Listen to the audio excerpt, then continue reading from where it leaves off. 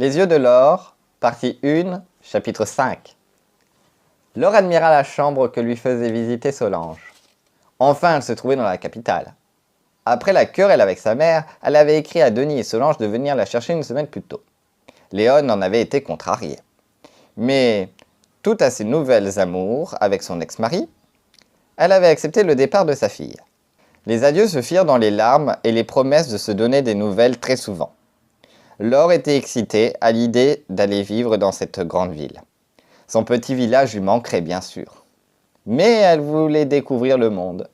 Secrètement, la jeune fille s'était fixé le but de retrouver cet avocat et sa femme qui l'avaient lâchement abandonné cette nuit-là sur une petite route de campagne. Elle n'avait pas la moindre idée sur ce qui se passerait quand elle se retrouverait en face de ces deux personnes. Mais elle faisait confiance au destin. Quoi qu'il en soit, elle ne trouverait le repos que quand elle les aurait retrouvés. Après, elle déciderait en fonction de la situation. Une fois la sortie de ses rêves. « Alors jeune fille, ta chambre te plaît ?»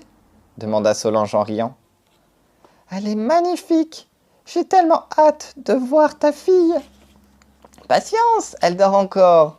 Au moment de la sieste, tu auras tout le temps libre pour écrire ton roman.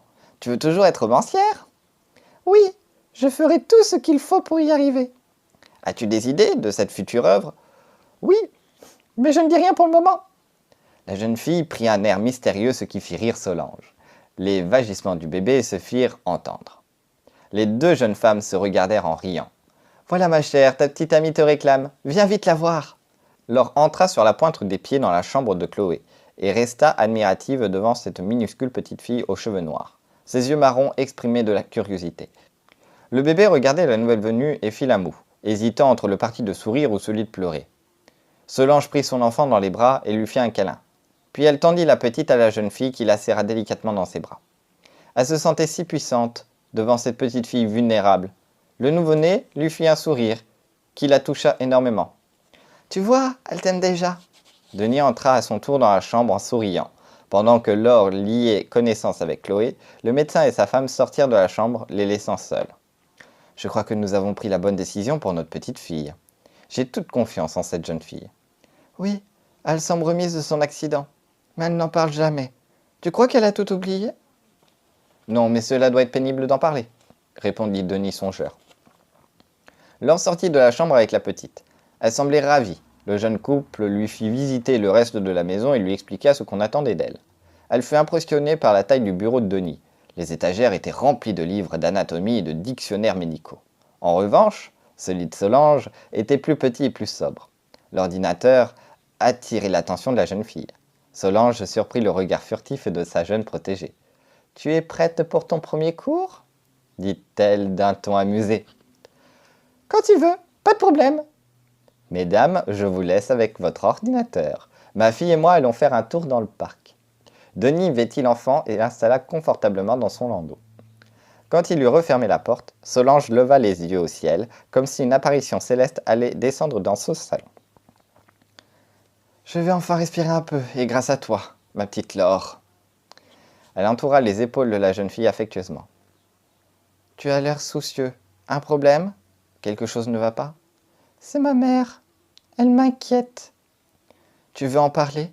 Tu sais, je sais rester discrète. » La jeune fille expliqua les derniers événements dont elle avait été témoin chez ses parents, sans pour autant dévoiler la possession de son précieux don. « Tu n'aimerais pas que tes parents vivent à nouveau ensemble ? » ?»« Si, bien sûr, mais tu ne connais pas mon père. Il veut le beurre et l'argent du beurre. »« Et le sourire de la crémière, » ajouta la jeune femme en riant. « Oui, tout à fait, mais je ne m'inquiète pas car tout finira par rentrer dans l'ordre. De toute façon, je ferai un saut chez eux. » La jeune fille eut conscience de sa bévue. Solange leva les sourcils pour marquer son étonnement. « Ce n'est pas la porte à côté. »« Oui, mais je ne parlais pas aujourd'hui. » Les deux jeunes femmes se mirent à rire. Solange l'invita à prendre son premier cours d'informatique. 1 heure plus tard, l'heureux papa fut de retour avec la petite Chloé qui s'était endormie dans son landau. La soirée se passa dans la bonne humeur. Laure était vraiment contente d'être à Paris et faisait de grands projets. Elle en était même à oublier le véritable motif de sa venue dans la capitale. Vers 20 h, la jeune nourrice donna le dernier biberon à Chloé qui le but goulûment.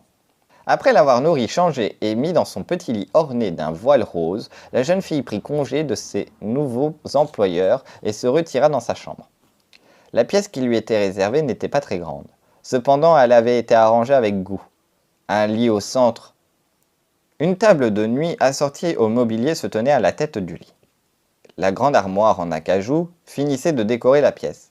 Le sol était recouvert d'une moquette bleue, ce qui rehaussait l'ensemble. Laure s'allongea sur le lit avec une grande envie de faire voyager son esprit chez ses parents, plus par le plaisir qu'elle ressentait que par curiosité. Soudain, elle eut peur de ne plus pouvoir se passer de cette faculté qui lui était donnée. En soupirant, elle se dit que cela n'était pas dangereux, puisqu'elle avait une grande maîtrise à contrôler ses petits voyages. Une question se posait encore. Elle pouvait se déplacer dans le passé et dans le présent, mais ignorait s'il était possible de voyager dans le futur. Dans l'affirmatif, pouvait-elle changer le cours des événements? Elle ferma les yeux et se concentra sur l'endroit où elle voulait se rendre. À peine fut-elle sortie de son corps que la poignée de la porte de sa chambre s'abaissa. Laure flottait dans les airs, ne sachant pas comment réagir. « Je peux entrer, Laure? C'est Solange. Tu as oublié de mettre le doudou dans le lit de... » La jeune femme ne finit pas sa phrase et sortit affolée. La jeune fille, sans réfléchir, réintégra immédiatement son corps. Denis alluma la lumière et se précipita vers le lit. Et tâta le pouls de Laure, qui ouvrit les yeux avec peine et regarda le jeune couple avec curiosité, leur laissant croire qu'elle sortait d'un profond sommeil. « Que se passe-t-il? Tu vas bien? Tu es livide. »« Je dormais. »« Tu paraissais sans vie, » répondit Solange en s'approchant à son tour. « Je pense que tu as fait un petit malaise, mais rien de bien grave. As-tu mal à la tête? As-tu des nausées? »« Je vais bien, docteur. Je suis juste épuisée. » Convaincu, le jeune couple la laissa se reposer. Laure, ce soir-là, décida de ne pas voyager. Le lendemain était un jour important. Solange partait pour son travail en laissant la jeune nourrice prendre ses responsabilités pour garder et s'occuper de son petit trésor. Avant de partir, la jeune maman fit 1000 recommandations. « Tu sais où se trouve le lait? Pour la balade, s'il fait trop froid, ne la sors pas. Elle est enrhumée. Et puis... » Denis l'arrêta d'un geste de la main et fit un sourire à sa femme en la priant de faire confiance à la jeune nounou. « Arrête de t'inquiéter. Laure saura faire ce qu'il faut. Elle possède notre numéro de téléphone, elle peut nous joindre à n'importe quel moment. » La jeune maman s'excusa pour sa nervosité, embrassa sa fille et sortit avec des paroles d'encouragement pour la jeune fille qui riait en lui promettant de bien veiller sur le petit trésor en question. Denis partit 5 minutes après sa femme. La matinée se passa très vite. Laure organisa sa journée en maître. Les aiguilles de la grande pendule du salon marquaient 13 heures. Chloé était installée dans son lit pour sa sieste. Quand le téléphone sonna, la jeune fille se rendit dans le couloir pour prendre la communication. « Allô ?» dit-elle en parlant bas pour ne pas réveiller l'enfant. « Bonjour madame, pourrais-je parler à Solange ?»« Elle n'est pas là, elle a repris le travail. Je suis la nourrice du bébé. Puis-je faire une commission ?»« Dites-lui que son amie Marie a téléphoné. Je dois m'absenter une petite semaine. Nous devions dîner avec Alain et je suis contrainte d'annuler. »« Je lui ferai la commission, madame ?» ?»« Je suis madame Marie Delage. »« Entendu, madame Delage. Je l'informerai de votre appel. »« Merci, madame. »« Mademoiselle !»« Pardon. Au revoir, mademoiselle. » La jeune fille raccrocha le combiné, puis se dirigea vers le bureau. Le début de ce roman l'attendait. Elle poussa le bouton pour allumer l'ordinateur et tout en consultant ses fiches, commença à saisir son texte. Les idées ne venaient pas. Elle tapait une ligne, puis l'effaçait aussitôt. « Décidément, écrire un roman, ce n'est pas si facile que cela. » Sans se décourager, elle continua à taper son texte pendant une petite heure. Quand elle entendit l'enfant pleurer, elle éteignit l'ordinateur et prit la direction de la chambre du bébé. Chloé était une vraie petite poupée. Elle commençait à sourire et à gazouiller. Laure la prit dans ses bras et la souleva, puis elle la serra contre elle. Après avoir nourri l'enfant, elle l'installa dans son landau pour la promenade. Le petit parc municipal situé en plein cœur de Paris était un endroit agréable. Le calme y régnait. Des mamans, accompagnées de leurs marmots, regardaient admiratives leur progéniture, effectuaient des descentes sur le toboggan. Plus loin, un bac à sable accueillait lui aussi son lot d'enfants pleurnichards qui se jetaient du sable à la figure. « Allons Mathilde, ne jette pas du sable, cela ne se fait pas !»« Ce n'est rien, la mienne le fait sans arrêt, n'est-ce pas Marion ?» Laure laissa les deux mamans se faire des politesses et alla s'asseoir sur un banc où une jeune femme fit un sourire à son approche. « Elle est mignonne, c'est bien une fille ?» demanda-t-elle en se penchant au-dessus du landau. « Oui, elle s'appelle Chloé. »« Quel âge a-t-elle ?»« 2 mois. »« C'est votre fille ?»« Non, je suis sa nourrice. » La femme se leva pour mieux admirer Chloé qui s'était rendormie paisiblement. Instinctivement, la jeune femme recula le landau, mais l'inconnue se pencha davantage admirative au-dessus de la nacelle. « Comme elle est mignonne! Elle dort si bien !» Laure, un peu lasse des gousi-gousi de la part de cette femme, décida de prendre le chemin du retour. Elle remonta la couverture sur le nez de l'enfant. Le temps était beau, mais froid en ce mois de novembre. Poliment, elle salua l'inconnue et reprit sa route. Quand elle se retrouva dans l'appartement, elle se trouva nez à nez avec Solange. « Nous revenons du parc !» dit-elle en s'excusant pour le retard. « Pas de problème, Laure, je suis ravie que tu sortes, Chloé. Tout s'est bien passé ?»« Oui. Tu rentres tôt ?»« Mon employeur m'a accordé la faveur de profiter de cette fin de journée avec ma fille. C'est gentil de sa part. » La jeune nourrice transporta le bébé dans sa chambre avec délicatesse, afin de ne pas la réveiller. Chloé gigota à peine et se rendormit aussitôt. Les deux jeunes femmes sortirent de la chambre sur la pointe des pieds. Une fois dans le salon, Laure fit part du coup de téléphone de l'amie de Solange. « Quel dommage, j'aurais voulu te la présenter. C'est une de mes meilleures amies. Elle est mariée à un grand avocat, elle a dû le quitter, car il l'a maltraitée. Maintenant, elle vit avec un autre avocat, Maître Boulin. Marie, c'est son nom, précisa-t-elle, a enfin retrouvé le bonheur. Quand tu la connaîtras, je suis sûre que vous deviendrez amis. » Le lendemain après-midi, la jeune nounou emmena la petite Chloé faire sa promenade quotidienne dans le petit parc derrière la maison. Comme la veille, la jeune fille alla s'asseoir sur le banc et fut soulagée de ne pas rencontrer l'inconnu du jour précédent, car ne sachant pas expliquer pourquoi la présence de cette femme la mettait mal à l'aise. Au bout de 10 minutes, Chloé se mit à pleurer. Laure la sortit de la nacelle et la serra très fort contre elle. Une voix se fit entendre derrière elle. « Elle a sûrement des coliques. Vous devriez la mettre sur le ventre. Cela fonctionne quelquefois. » Elle se retourna brusquement car elle n'avait pas entendu l'inconnu arriver. Comme la veille, la jeune femme s'approcha du bébé. Précipitamment, la jeune fille recoucha Chloé dans son landau. « Je m'appelle Monique. Mes amis m'appellent Moni. » À contre-cœur, Laure se présenta à son tour. Son mal-être augmentait au moment de prendre congé. Monique sortit un hochet de son sac. « Vous l'avez fait tomber hier. J'ai essayé de vous rattraper, mais vous marchiez trop vite, » dit-elle en tendant le jouet. Visiblement, cette femme se montrait gentille et essayait simplement de se faire des amis. Laure ne comprenait pas pourquoi elle ressentait cette gêne à son égard. Pour excuser sa mauvaise humeur et sa brusquerie, elle remercia Monique avec un sourire. « Je suis contente que nous nous connaissions. Si je vous invitais à prendre un café à la maison, vous viendriez ? » « Vous savez, Monique, je n'ai pas le temps. »« Bon alors, on se verra au parc. Vous voulez bien ? » ?»« Oui, bien sûr !» répondit-elle en tournant le landau dans l'autre direction. Elle salua Monique en la remerciant d'avoir apporté le jouet du bébé. « Ce n'est rien, c'est naturel. Mon mari m'appelle souvent Madame Bébé. Je les aime tellement. »« Vous n'avez pas d'enfant ? » ?»« Non, » dit-elle avec brusquerie, laissant la jeune fille surprise. « Je ne voulais pas être indiscrète. » L'autre femme fit un sourire pour s'excuser du ton impératif qu'elle avait employé sans le vouloir. « Je ne peux pas avoir d'enfant. Nous avons tout essayé, mais en vain. »« Je suis désolée, Monique. »« Non, non, ce n'est pas grave, » dit-elle en posant sa main sur le bras de Laure. La jeune fille recula instinctivement, n'appréciant pas ce geste familier qui augmentait son malaise et regretta aussitôt son geste de méfiance. De retour à la maison, elle ne pensait plus à Monique. Le bébé était grognon. En posant la main sur son front, elle constata que la petite était brûlante de fièvre. La jeune nourrice sortit le thermomètre du tiroir de la commode et il prit sa température. Le mercure indiquait 38,5. Laure recoucha le bébé et décida de téléphoner aussitôt à Denis. Le médecin la rassura au téléphone et lui conseilla de donner un bain à 37 degrés à Chloé, en attendant qu'il puisse venir l'examiner. Une demi-heure après, Denis était dans la chambre de sa fille. Il l'ausculta avec minutie.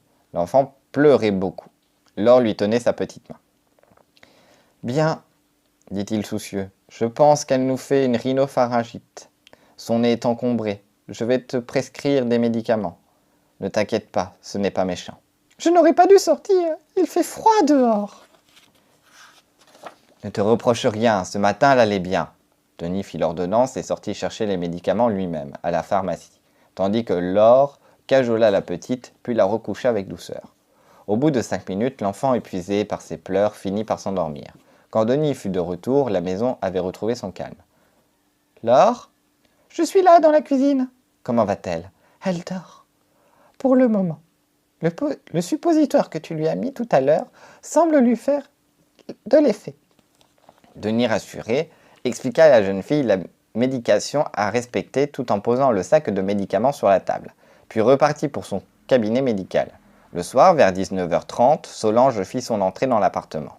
La jeune fille l'a mis au courant des derniers événements, la maman fronça les sourcils. « Tu aurais dû me téléphoner, je serais venu tout de suite !»« Denis est médecin, je pensais bien faire en l'appelant. »« Oui, tu as bien fait, mais je suis la mère de Chloé, j'aurais aimé être là, tu comprends ?» dit Solange avec fermeté. « Je suis désolée, Solange. »« Ce n'est pas grave, la prochaine fois préviens-moi, d'accord ?»« Oui, si tu n'y vois pas d'inconvénient, j'aimerais me reposer avant le dîner. »« Tu vas bien ? Tu es si pâle !» s'inquiéta la jeune maman. Solange regrettait sa remarque qu'elle ne trouvait pas judicieuse. Laure devait sûrement culpabiliser. Elle s'approcha de la jeune fille et la prit dans ses bras. Laure, contrariée, se mit à sangloter. Depuis son départ, elle n'avait jamais versé une larme. Cela lui fit du bien. Solange lui proposa de se faire ausculter par Denis. La jeune fille affirma qu'elle allait bien et se réfugia dans sa chambre. Elle s'allongea sur le lit. Sans qu'elle le souhaite, son esprit sortit de son corps et prit un chemin inconnu. Elle se retrouva dans une grande maison. C'était la première fois que son esprit quittait son corps sans qu'elle le souhaite. Il lui semblait qu'elle n'arrivait plus très bien à contrôler son pouvoir. Cette constatation ne la rassurait pas du tout. Elle se concentra à essayer de savoir où elle se trouvait. Ses yeux s'ouvrirent sur un salon style empire. La pièce était immense. Sûrement, les propriétaires de cette maison devaient être fortunés, et à en juger par sa taille. L'esprit de la jeune fille se baladait dans toutes les pièces et finit par se retrouver dans la chambre d'un couple. L'homme était en pyjama et discutait avec une femme qui était déjà couchée. Impossible d'apercevoir son visage. « Tu sais, Marie, si ta mère est vraiment au plus mal, n'hésite pas à rester le temps qu'il faut. De toute façon, j'ai une affaire à plaider. Il s'agit de monsieur Grandet, tu sais, le grand restaurateur. » La jeune femme se retourna. Laure ne la quittait pas des yeux. Elle était persuadée qu'elle la connaissait et pourtant elle ne savait plus où elle l'avait déjà rencontré. « Qu'a-t-il fait, ce monsieur Grandet ? » Il est accusé d'avoir provoqué la mort accidentelle de sa femme. D'après l'enquête du juge d'instruction, Grandet est coupable. Cela ne fait pas l'ombre d'un doute. « Qui le défend ? Ton cher époux. J'en étais sûr. S'il doit le défendre, coupable ou non, ton monsieur Grandet sortira avec les honneurs du tribunal. »« Merci ma chérie, je vois pour qui va ton admiration, » répondit Alain vexé.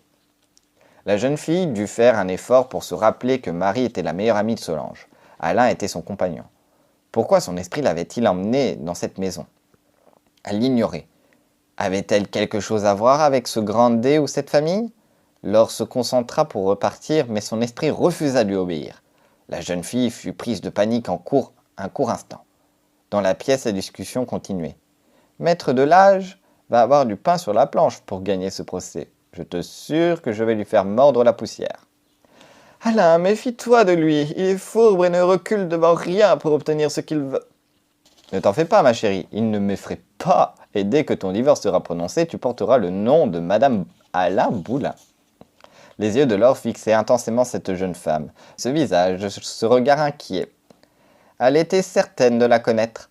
Soudain, sans qu'elle le souhaite, son esprit prit le chemin du retour. Arrivée dans la chambre, Laure vit son corps inerte, allongé dans le lit. Et cela lui fit peur, réalisant subitement que peut-être un jour elle ne pourrait plus réintégrer son enveloppe charnelle. À peine fut-elle de nouveau dans son corps qu'elle entendit le téléphone sonner. Solange sortit de sa chambre pour aller répondre. La jeune fille comprit qu'il s'agissait de l'amie de Solange, Marie. À son tour, Laure sortit de la chambre et se dirigea vers la cuisine pour se servir un verre de lait. Peu de temps après, Solange vint la rejoindre. « Tu vas bien ? » ?»« Oui, ne t'inquiète pas. Tout à l'heure, j'ai compris que j'avais fait une bêtise en oubliant de te téléphoner. Tu sais, je ne suis pas fâchée contre toi, je te considère comme ma petite sœur. Simplement, j'étais inquiète pour Chloé. »« Comment va-t-elle ce soir ? » ?»« Bien. Elle dort à point fermé. N'oublie pas que nous avons le meilleur des médecins sous notre toit. » Denis sortit de sa chambre en pyjama et vint rejoindre les deux femmes. Il avait les cheveux tout ébouriffés, le regard flou. « Il a fière allure, notre grand praticien, dit Solange en pouffant de rire. La jeune fille se mit à rire à son tour. Denis, très vexé par cette moquerie de la part des deux femmes, leur tira la langue et repartit en direction de sa chambre. Ce geste enfantin les fit éclater de rire de plus belle. Tout en regagnant leur chambre, les deux jeunes femmes riaient encore.